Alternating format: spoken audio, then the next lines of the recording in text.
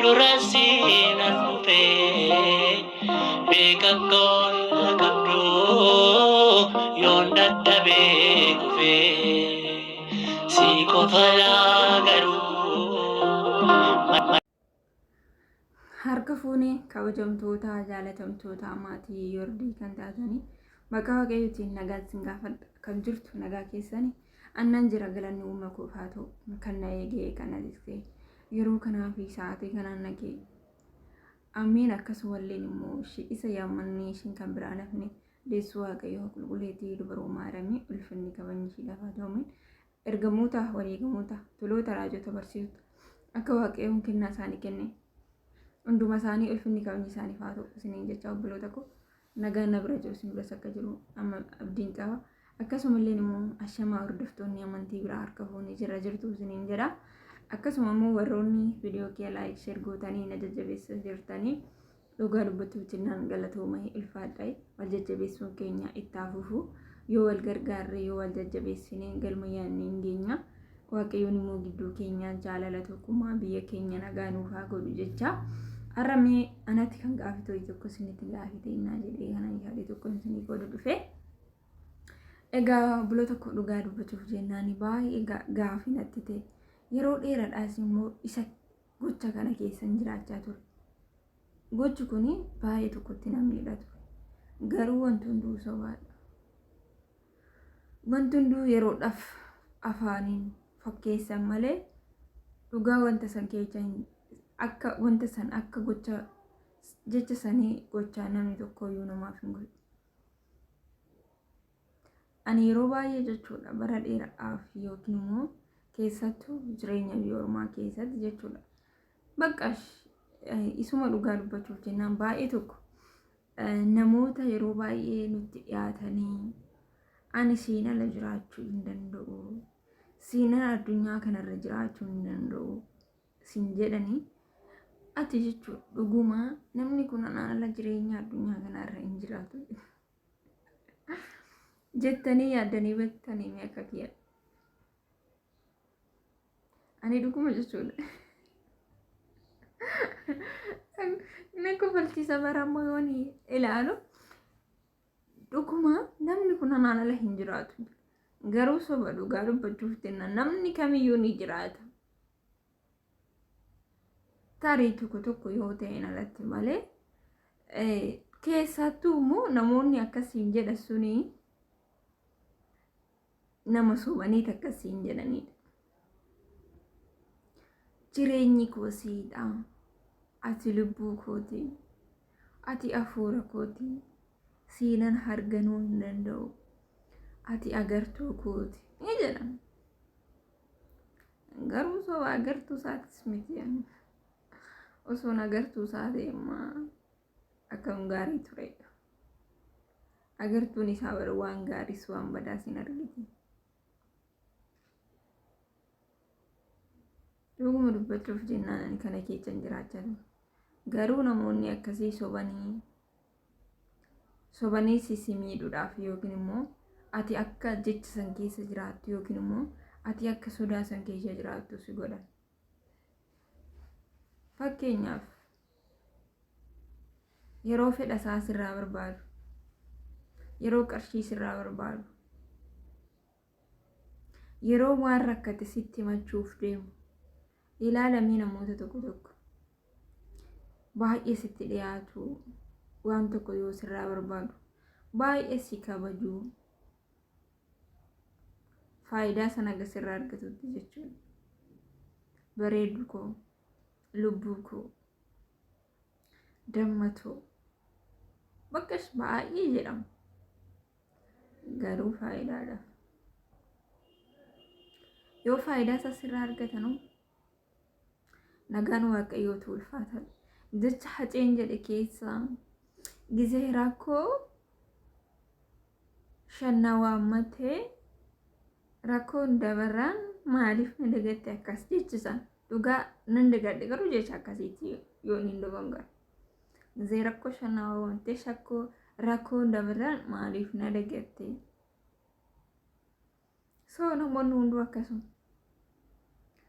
haga rakkoo isaanii furmaata kennituufitti haga qarshii kennitu ilaalamii rabbi annan taazzabe ilaale bakka shaga rakkina isaanii sitti himatanii rakkina isaaniif furmaata sitti barbaaddu yookiin immoo sababa isaanii sitti himatanii ati sababa isaaniif eeshi yookiin miti jettuun baay'ee sitti dhiyaatan baay'ee keenya immoo nu goyyomsan ani kan mataa koo narra ga'eetu jira dhugaa dubbachuuf jenna akkuma jalqabaa kan gaafinatti ta'e jedhe sanitti himee ani bakka namni tokko anaan ala jiraachuu hin danda'u sababa kiyyaan maal of godhee ani immoo sababa kiyyaan maqaa kiyyaan wanna tokko yoo of godhe ani akkamitti ani jiraadha jedhe garuu soba waaqa soba wanna hunduu soba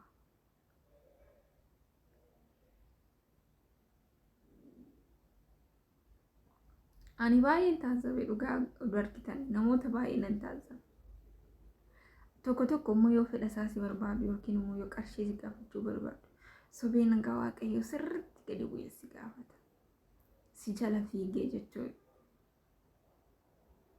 Ani dhugaa laafamatti beeka namoota akkasii maaloodha namoota natti fiiganii haala simannaa bareeda ta'anii na simatan achumatti hin jedhan nan beekaa simannaa isaanii. Na fayyaduudhaaf miti. Ani bar jireenya ormaa keessa biyya ormaa keessatti maatii koo obsee mana amantaa utoo naafaquu mana amantaa deemuu dhiisee utoo na dhukkubuu kanan dugda kiyya hidhadhee osoo dadhabuu akka nama hin dadhabneetti ilkaan kiyyaan kooflee jiraadhu kaayyoodhaaf biyyaa bee miti malee ani kan harka qabu kan miila qabu kan hojjechuu danda'u kan isaaf qarshii koo ergu maal hojjetee nyaatu harka qabaame miila qabaame namoonni harka hin qabne namoonni deemuu hin dandeenye akkam isaaniifuu yaadee beeka namni sun so alaalumatti ani irraa dhaabbadha nan beeka gaa baay'een arge wanti dhugaa dubbatu kun immoo harmee isaa sababeeffata waaqayyo nama baasu dhugaa rabbi harmeentii akkana bakka kanaa jedha dhugaa birrii nama gooni maan jiru yeroo darbe tokko jechuudha nama nani beeku sisterii tiyatu lakkoofsa nama sanii naa kennite firuma kiyya inni garuu anaan hin beeku jechuun ijoollee keenya yaa beeku yookiin ana beeku malee ani eessan akkan jiru yookiin immoo ana ta'uu isaa nan beeku so lakkoofsa isaa irraa fudhadheen sisterii tiyarraa haa ittiin jedhe gaggabee haay naan jedhe nagaadha hin jedhe barreeffama isaan hanqatee sagalee naa teechise barreeffama nani nagaa dheessan dhiise ani immoo baay'ee na kofalchiise so anis akkasuma sagalee hin qabeef sagalee qabeef ati eessa mana amannaa hin jedhe garuu isa dhugaa dubbachuuf jennaan jedhaaga ijoollee lama qaba haadha manaa qaba achi booda sagaleedhaan wajjin haasa'uu qabne naa bilbila viidiyoon jalaa hin kaasu bakka suura sanaa erguu jammaree kan hin qabnes qabanaan jechuu jalqabe odumun isa beeku bara makiinaan qaba waa'ee hin qabanaan jechuu jalqabe waa hin jedhe galee maarree minaa hin jedheen anis jechuudha. Achi booda haasofsiisee fixachiisee hiriyaa qabdaa minaa naan jedhe hiriyaa hin qabu ani daa'ummaadhaan hin biyyaa ba'ee amma galuudhaaf hin jedhe baay'ee isaa tokko fixachiisee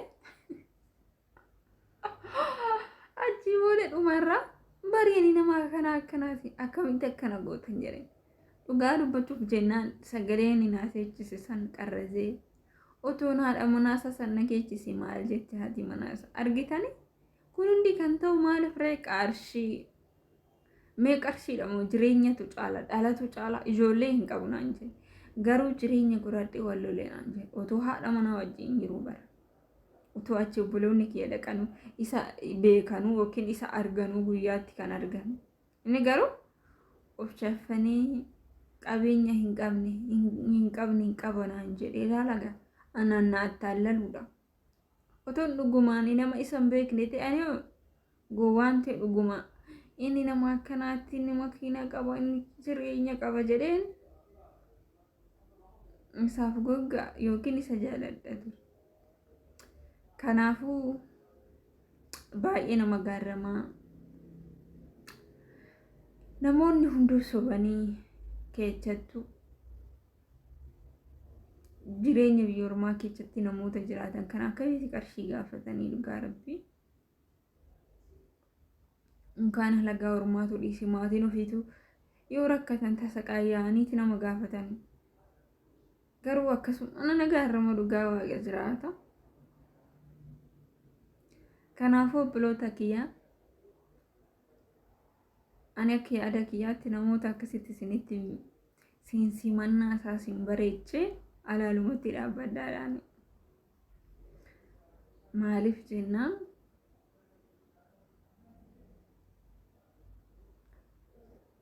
simmiidhuudhaaf malee siif fayyaduudhaaf isinitti hin deemu waan ta'eef. Innaa akkasii isiniin jiru obboloota kiyyaa dhugumatti dhumaatti viidiyoo kee waliin turaa'e. Egaa kanarraa waa tokko hin barattan jedheetanii warroonni akkuma kiyyaatti gochoota kana keessa jiraachaa turtanii akit nam beeka akka gaafisanitti ta'u yoo isaanis immoo maal keechan ture jechuu dandeessanii. Kanaafuu namoonni siifan jiraadha jedhansanii achumatti jiraadha. Namni namaa du'es argaa hin jirru silaayi. Innaa akkasiin isin jira obboloota akka viidiyoo dhufu nagalitti deebisti. Bye. Video ke mo gadumatiin aadaa wadhaa like share gochuu keessaniin dagatinaa galatooma.